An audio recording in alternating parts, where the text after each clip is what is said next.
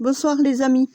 Alors on va parler un peu de l'armée et où ils en sont. Alors on évoque bien la mise en place, je dirais, de l'armée et le déploiement de l'armée dans les hôpitaux américains, par Biden. Voilà,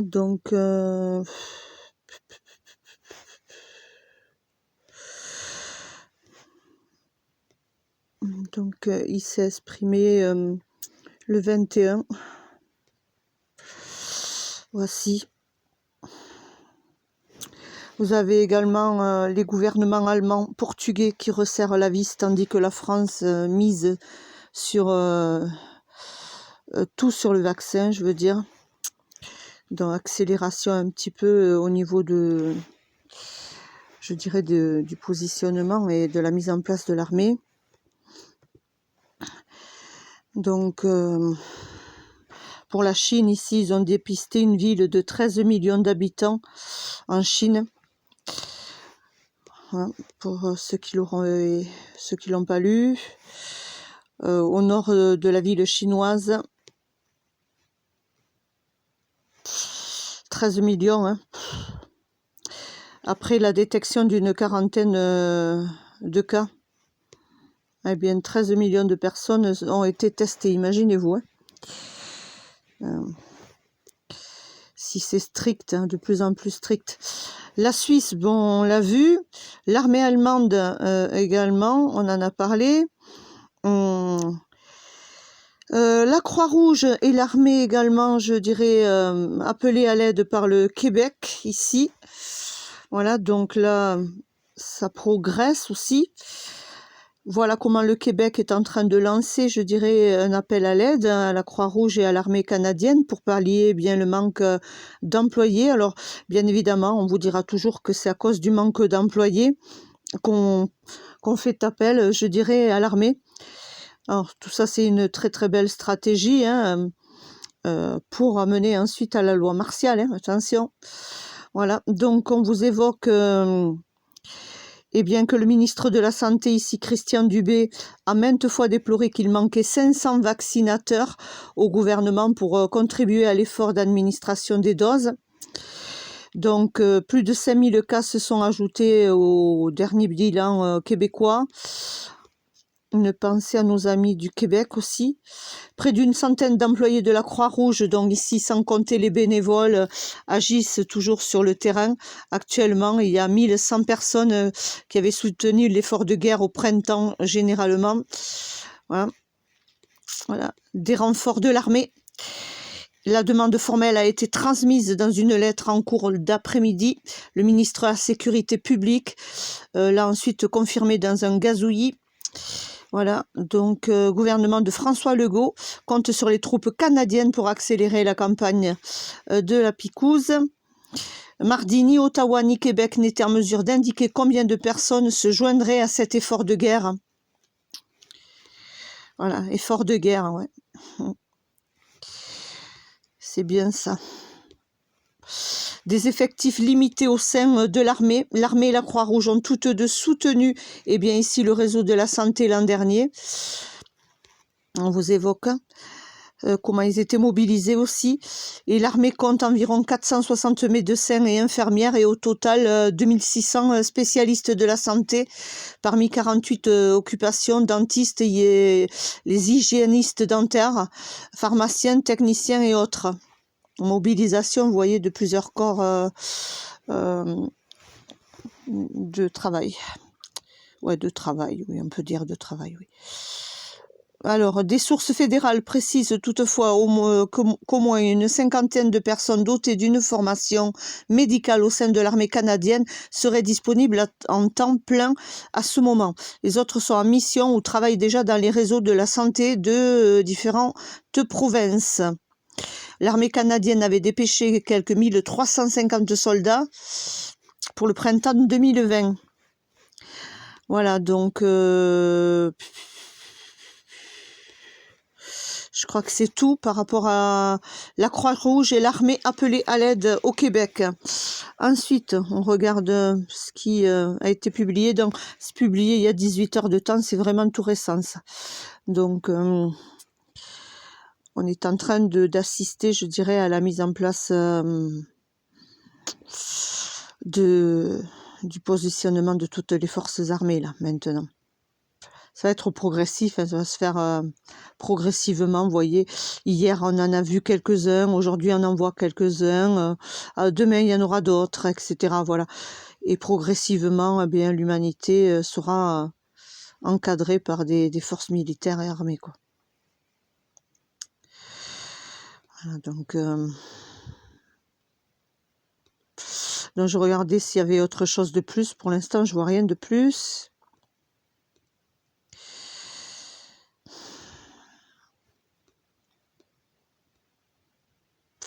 Alors moi, j'essaie de voir si pour notre pays, il y a quelque chose qui circule. Pour l'instant, pas encore.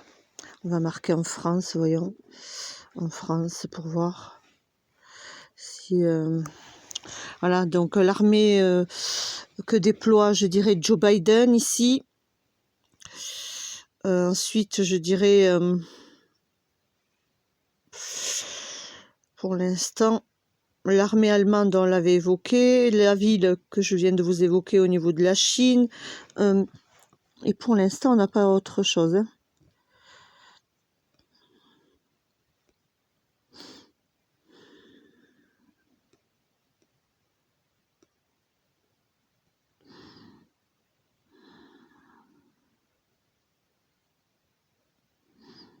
Je regarde s'il y a autre chose un peu plus loin, parce que souvent, des articles sont publiés beaucoup plus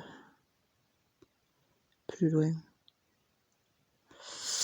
Voilà, donc on assiste à d'autres forces armées qui se mettent en place. Je pense que c'est comme le reste, hein, tout va être progressif et va se faire de façon... on va marquer, voyons, on va marquer autre chose. On va essayer de taper d'autres mots-clés pour voir ce qui nous est dit.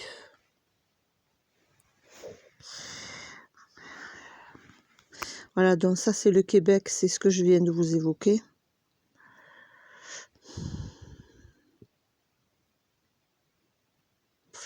Là, on vous évoque quand même qu'il y a 174 Vendéens qui se sont engagés dans les forces armées en 2021.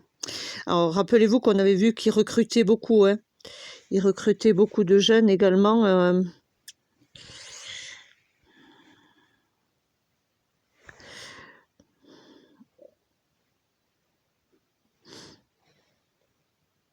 Voilà, donc pour l'instant, c'est tout ce qu'on peut dire. Bon, là, ça relève de...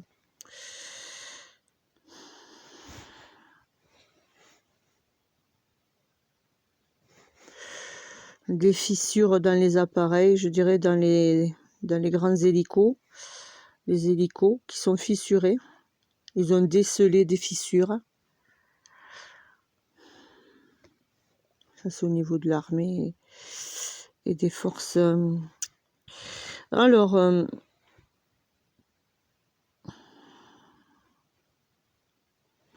voilà, ça c'est important. Voilà ce qui se met de plus en plus en place, c'est-à-dire que ce soit les robots, je dirais les micro-drones également. Et ici, vous avez bien des centaines de micro-drones Anafi, USA, qui ont dorénavant été livrés aux forces armées, voilà.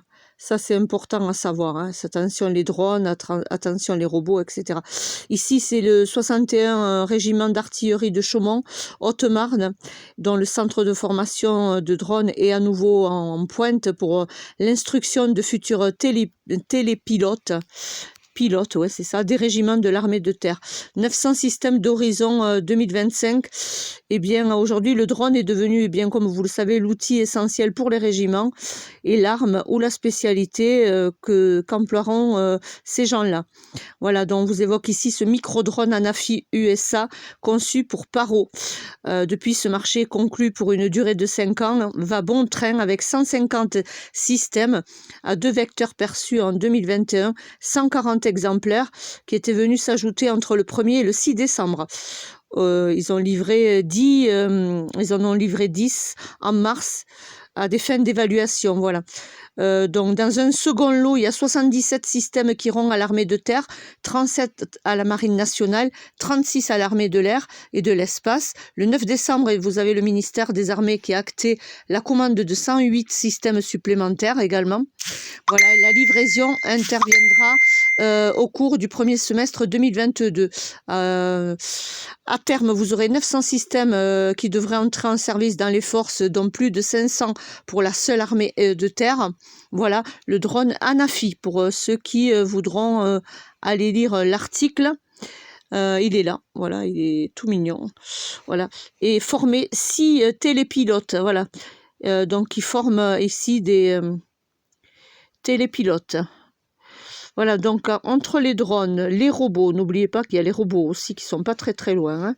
Donc, les forces armées, je dirais, se mobilisent de plus en plus pour une guerre, je dirais, très futuriste. Voilà. Donc, ça, il faut pas l'oublier. Alors ici, en Outre-mer, l'opération Vira Coca. C'est quoi cette opération? On avait vu toutes les opérations, Defender 20, etc. l'année dernière. 20 chantiers détruits, des véhicules de transport saisis et de l'or récupéré. Voici le résultat de l'opération Viracocha, qui a été menée en novembre 2021 dans l'ouest guyanais. Les forces armées ont agi avec l'appui également de la gendarmerie, et vous avez également, ça s'est produit sur le fleuve de la Mana. Ok. Donc ici, avec des légionnaires et des forces armées, avec le renfort des forces de gendarmerie, voilà, au niveau du fleuve Mana. Donc, mission exceptionnelle avec des légionnaires et tous les gendarmes qui ont saisi et détruit 68 campements, 354 carbettes, 25 chantiers, 13 tables de levée, 30 motopompes, 2 concasseurs, du mercure, de l'or, 6000 litres de carburant, 10 pirogues. Eh bien, qui ont saisi et détruit à la fois. Donc, il y a eu des saisies et des destructions. Des munitions de 9 mm de calibre 12 et 3400 kg de matériel divers. Ils sont allés s'entraîner là-bas? Est-ce qu'ils sont allés s'entraîner là-bas? C'est une bonne question aussi. Hein? On dirait que c'est des entraînements, tout ça. Ensuite...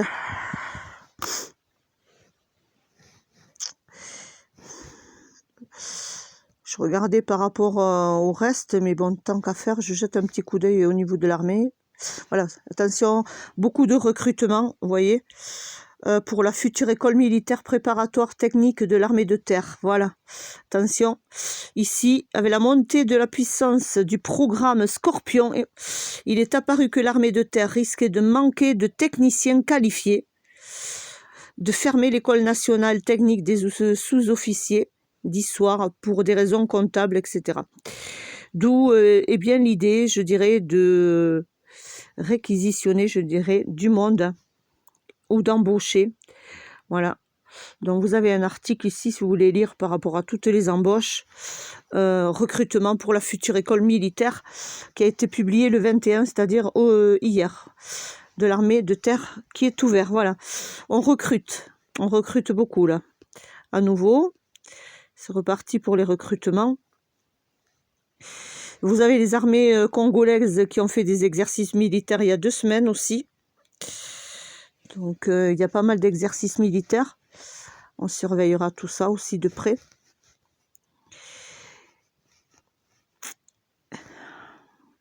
Voilà, donc ça c'est important aussi, je ne sais pas si vous en avez entendu parler, comment des militaires ont contesté, je dirais, l'obligation de la picouse au niveau de la Cour fédérale, et donc ça a été entendu, la Cour fédérale pardon, a entendu mercredi les arguments de 4 membres des forces armées canadiennes qui font l'objet de mesures disciplinaires pour avoir refusé de se faire picouser. Et donc, qu'est-ce qui nous est dit? Voyons s'ils ont eu quand même gain de cause ou pas, ces pauvres Canadiens. Donc, 4 militaires qui contestent l'ordonnance, qui s'opposent totalement. Voilà. Donc, auprès de la Cour fédérale. Voilà, donc ici, ils soulèvent que leurs droits constitutionnels sont violés et que la menace de renvoi est extrême.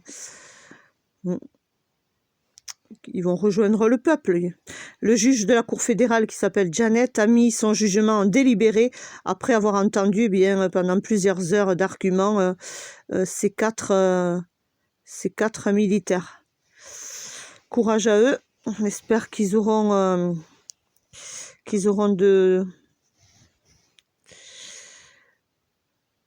gain de cause, je dirais.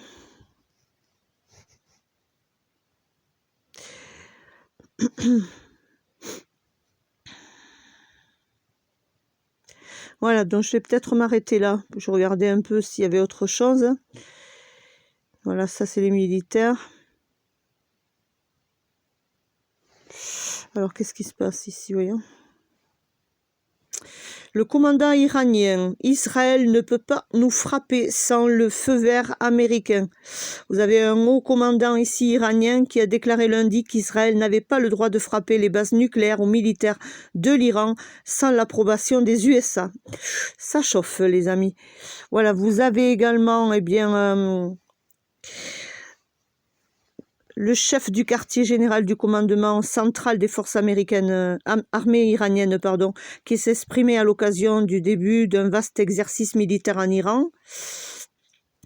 Rachid a affirmé qu'Israël n'était pas en mesure de mettre en exécution une quelconque menace contre les installations nucléaires et militaires de l'Iran sans le feu vert, je répète ici, du soutien des USA, ont rapporté également tous les médias locaux. Une telle menace d'Israël était mise, si une telle menace d'Israël était mise en exécution, la réponse serait une attaque écrasante sur toutes les bases, les centres, les voies et les espaces utilisés pour mener l'agression sans délai. Ça chauffe énormément. Là, ça faisait un petit moment que j'avais pas regardé ce qui se passait, mais voilà, c'est reparti. Israël, Iran, les USA. Alors Israël a déclaré qu'il ne laisserait pas l'Iran obtenir des armes nucléaires et qu'il se réservait le droit d'agir seul, sans le soutien d'autres nations. Au début du mois, le ministre de la Défense Benny Gantz a déclaré avoir informé les responsables américains qu'il avait donné l'ordre aux forces de défense israéliennes de se préparer à une attaque contre l'Iran. Ça chauffe, ça chauffe. Un haut responsable américain a également déclaré que les chefs militaires israéliens et américains devaient discuter d'éventuels exercices militaires pour s'entraîner à détruire les installations nucléaires iraniennes. Dans le pire des scénarios possibles en cas d'échec des négociations nucléaires, le garde révolutionnaire, ici paramilitaire et iranien, a organisé cet exercice militaire majeur dans le sud du pays, dans un contexte de tension accrue concernant le programme nucléaire de Téhéran selon la télévision d'État. Bon, on va surveiller tout ça de près, parce que ça faisait un petit moment que j'avais pas eu le temps de prendre connaissance un peu ce qui se passait. Mais je vois qu'ici, ça commence à barder un petit peu. Voilà, les amis, écoutez, on aura fait un petit tour d'horizon. Ça a été publié il y a quelques heures de temps aussi. Donc, c'est publié dans The Times of Israel, l'intégralité de l'article. Attention, parce que là, il y a des menaces entre les uns et les autres, vous voyez. Et ça peut partir en cacahuète très très vite, tout ça.